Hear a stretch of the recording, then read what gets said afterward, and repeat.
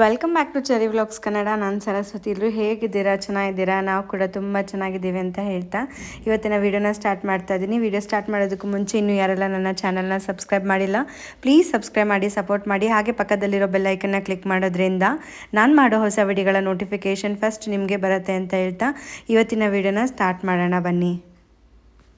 ಯುಗಾದಿ ಹಬ್ಬದ ಪ್ರಯುಕ್ತ ಯುಗಾದಿ ಹಬ್ಬದ ದಿನ ನಾವು ಪೂಜೆನ ಯಾವ ಸಮಯದಲ್ಲಿ ಮಾಡಬೇಕು, ಹಾಗೆ ಪೂಜೆಗೆ ಶುಭ ಮುಹೂರ್ತ ಯಾವುದು ಅಂತ ಇವತ್ತಿನ ಈ ವಿಡಿಯೋದಲ್ಲಿ ತಿಳಿಸ್ಕೊಡ್ತಾ ಇದ್ದೀನಿ.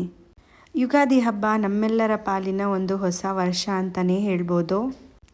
ಈ ವರ್ಷ ಯುಗಾದಿ ಹಬ್ಬ 2025ನೇ ಇಸ್ವಿನಲ್ಲಿ ಮಾರ್ಚ್ 30ನೇ ತಾರೀಕು ಭಾನುವಾರದ ದಿನ ಬಂದಿದೆ. ಮೊದಲಿಗೆ ಯುಗಾದಿ ಹಬ್ಬದ ತಿಥಿ ಯಾವಾಗ ಆರಂಭವಾಗಿ ಯಾವಾಗ ಅಂತ್ಯಗೊಳ್ಳುತ್ತೆ ಅಂತ ತಿಳ್ಕೊಳ್ಳೋಣ. ಯುಗಾದಿ ಹಬ್ಬವು ಪ್ರತಿ ವರ್ಷವೂ ಕೂಡ ಚೈತ್ರ ಅಮಾವಾಸ್ಯೆಯ ಮಾರನೇ ದಿವಸ ಪ್ರತಿಪಾದದ ತಿಥಿಯಲ್ಲಿ ಬರುತ್ತದೆ.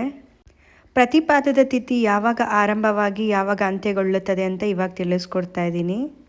ಮಾರ್ಚ್ 29ನೇ ತಾರೀಕು ಶನಿವಾರದ ದಿವಸ ಸಂಜೆ 5:57 ಪ್ರತಿಪಾದದ ತಿಥಿ ಆರಂಭವಾಗಿ ಮಾರ್ಚ್ 30ನೇ ತಾರೀಕು ಮಧ್ಯಾಹ್ನ 2:19 ಪ್ರತಿಪಾದದ ತಿಥಿ ಅಂತ್ಯವಾಗುತ್ತೆ.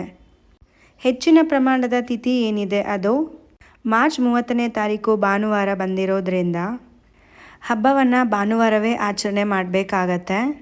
ಜೊತೆಗೆ ಯಾವುದೇ ಹಬ್ಬ ಆಗಲಿ ಹಾಗೆ ವ್ರತಾಚರಣೆಗಳಾಗಲಿ ಸೂರ್ಯ ಉದಯವಾಗುವಂಥ ತಿಥಿ ಯಾವ ದಿನ ಬಂದಿರುತ್ತೋ ಆ ದಿನವೇ ನಾವು ಹಬ್ಬವನ್ನು ಆಚರಣೆ ಮಾಡಬೇಕಾಗತ್ತೆ.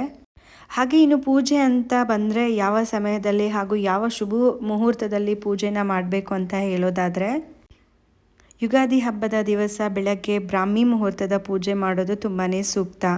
ಬ್ರಾಹ್ಮಿ ಮುಹೂರ್ತ ಅಂತ ಹೇಳಿದ್ರೆ ಸೂರ್ಯ ಉದಯ ಆಗೋದಕ್ಕಿಂತ ಮುಂಚೆ ಏನು ಬರುತ್ತೆ ಅದನ್ನು ನಾವು ಬ್ರಾಹ್ಮಿ ಮುಹೂರ್ತ ಅಂತ ಕರಿತೀವಿ. ಇಂಥ ಬ್ರಾಹ್ಮಿ ಮುಹೂರ್ತದಲ್ಲಿ ಪೂಜೆ ಮಾಡೋದು ತುಂಬಾ ಒಳ್ಳೆಯದು, ಹಾಗೆ ಶುಭ ಕೂಡ.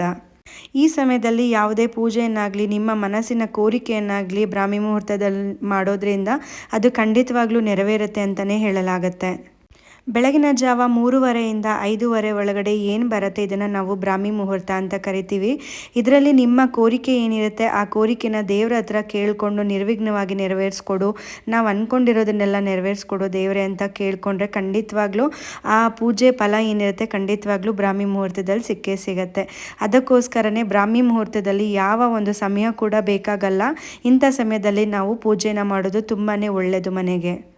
ಇನ್ನು ಬ್ರಾಹ್ಮಿ ಮುಹೂರ್ತದಲ್ಲಿ ಪೂಜೆ ಮಾಡೋಕ್ಕಾಗಲ್ಲ ಅಂತ ಹೇಳೋರು ಮಧ್ಯಾಹ್ನ 2:19 ಕೂಡ ಒಂದು ಶುಭ ಮುಹೂರ್ತ ಅನ್ನೋದಿರುತ್ತೆ. ಈ ಸಮಯದಲ್ಲಿ ನೀವು ಪೂಜೆನ ಮಾಡ್ಕೋಬೋದು. ಆದಷ್ಟು 2 ಗಂಟೆ ಒಳಗಡೆ ಪೂಜೆ ಮಾಡ್ಕೊಳ್ಬೇಕಾಗತ್ತೆ. ಅದರಲ್ಲೂ ಕೂಡ ರಾಹುಕಾಲ ಯಮಗಂಟಕ ಕಾಲ ಏನಿರುತ್ತೆ ಆ ಸಮಯ ಬಿಟ್ಟು ಬೇರೆ ಯಾವ ಸಮಯದಲ್ಲಿ ಕೂಡ ನೀವು ಪೂಜೆನ ಮಾಡ್ಕೋಬೋದು.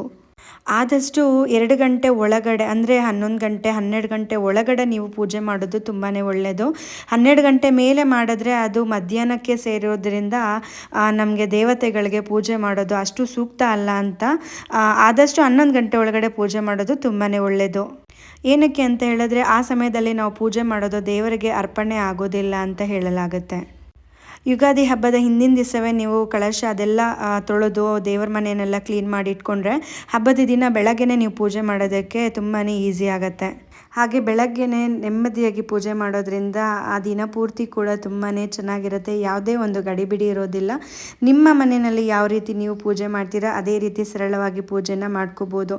ಸೊ ನೋಡಿದ್ರಲ್ಲ ಸ್ನೇಹಿತರೆ, ಯುಗಾದಿ ಹಬ್ಬದಲ್ಲಿ ಯಾವ ಸಮಯದಲ್ಲಿ ನಾವು ಪೂಜೆ ಮಾಡಬೇಕು ಅಂತ.